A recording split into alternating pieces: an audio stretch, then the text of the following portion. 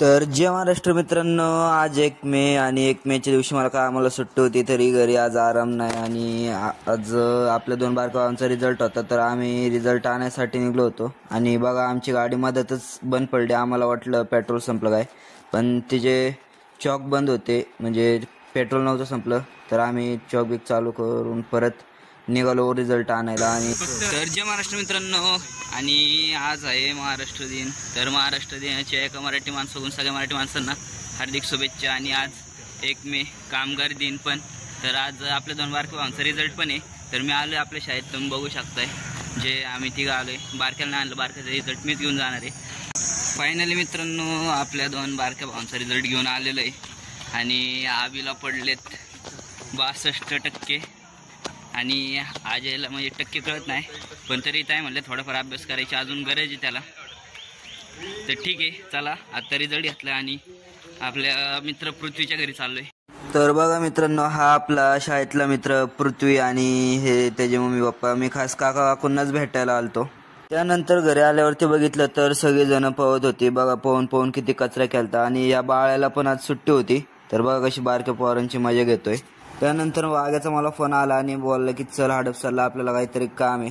मग काय, मी घरी असल्यावरती घरी बसत नाही, आपलं असंच मित्रांसोबत हिंडत जातो आम्ही.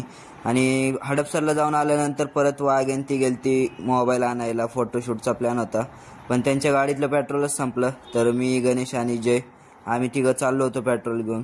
आणि पेट्रोल दिल्यानंतर परत आम्ही फोटो काढायला जायचं म्हणून सगळे आवरायला घरी गेलो. पण ह्या जयचं काहीतरी वेगळंच, म्हणला फोटोमध्ये चांगलं दिसायसाठी आता मी फेशियल करणार आहे. आणि बघा, कटिंगच्या दुकानामध्ये जाऊन फेशियल करत बसला. त्यानंतर सगळे आले कपडे चेंज करून, आणि मी काही कपडे चेंज केले नाही कारण माझे नवीनच होते. तर तुम्ही बघू शकता सगळे आले कपडे चेंज करून. आणि हे सौरभ आणि विरेश बघा कशी एडचाय करतात सारखं. आणि इकडं फोटोशूट चाललेला. 6 वाजता मी झोपेतून उठून जय आणि आमच्या दोघांचा चहाचा प्लॅन ठरलेला. पण परत गणेशला विचारलं, गणेश बोलला की मला पण भूक लागली, मग वडापाव काहीतरी आण. मग त्याच्यासाठी वडापाव घ्यायला आम्ही आलो चौरसच्या वडापावला. आणि वडापाव घेतल्यानंतर आणि संध्याकाळी मॅच बघत म्हणलं हिल प्याव. आणि जे आणि मी हिल घेतली, पण काय हिल आवडली ना आपल्याला. मग जेनी दिली फेकून. आणि काय आता आपली चेन्नई तर IPLच्या याच्यातनं बाहेर गेली.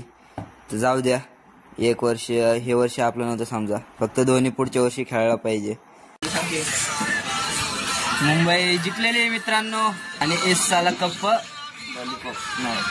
कप नोंदू.